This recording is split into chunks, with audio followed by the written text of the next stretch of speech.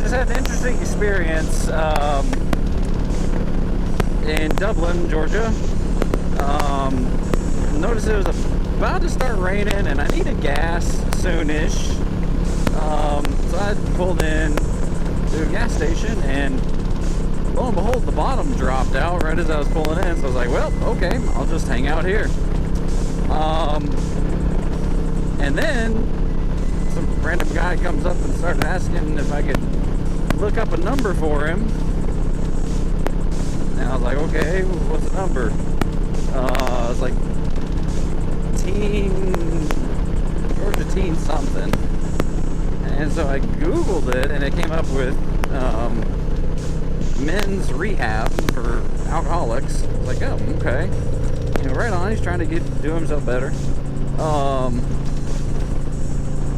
Anyway, so I looked it up and I said, well, do you have a phone? But no, I don't have a phone. So I was like, all right, well, tell you what, here you go. You can use my phone. And so I let him use my phone. He's talked to him for like 10 seconds. I was like, okay, that's interesting. And then that was it. He's like, well, actually, first thing he said, oh, can I make one more call? I was like, yeah, sure. You know, watching him the whole time, make sure he doesn't bolt, because you never know. But he didn't. He made that phone call. Called it a couple times. I'll have to look. I think he made like 7 or 8 phone calls, probably the same number. But they called that, and then they didn't answer. So he left, came back a little bit later, asked if he could use it again. I was like, yeah, sure. I'm not going anywhere. It's still pouring down rain. And then he asked if I had a pen. I don't have a pen.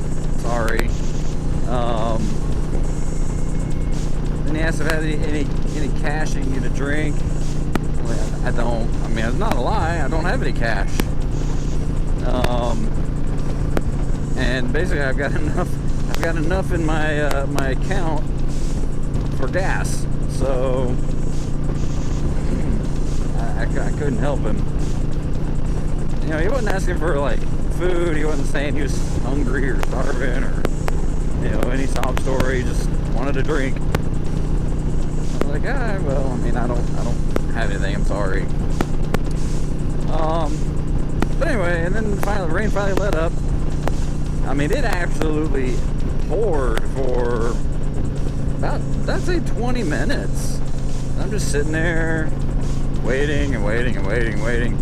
This dude next to me, I'm standing, okay, keep in mind, I'm standing next to the stack of propane tanks. Okay, the propane tanks are to my left. You know, maybe about 5 feet away.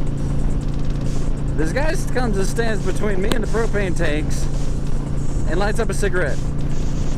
And I just looked at him and I was about to say something. He's like, dude, that's propane. Don't smoke around propane. But he's moved over to the other side. I was like, man, you're gonna kill us all. Between that and people that smoke while they're pumping gas, I'm like, man, that is natural selection on display right there.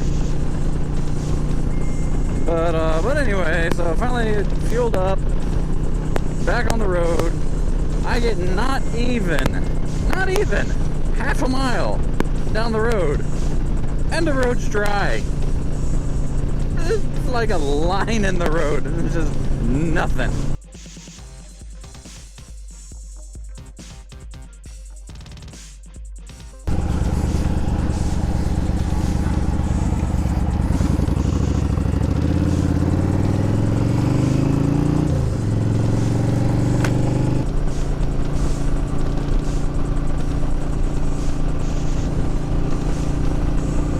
It didn't even rain here.